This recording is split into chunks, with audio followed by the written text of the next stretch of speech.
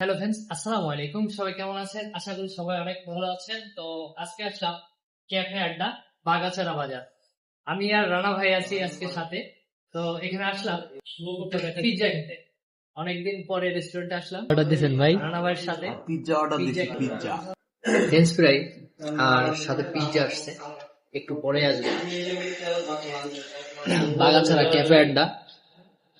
এখানে অনেক সুস্বাদু সুস্বাদু খাবার তৈরি করে তারা। তো আজকে আমি আর রানা ভাই আমাদের বাগাছড়ায় সুন্দর পরিবেশ। পিৎজা খাওয়া।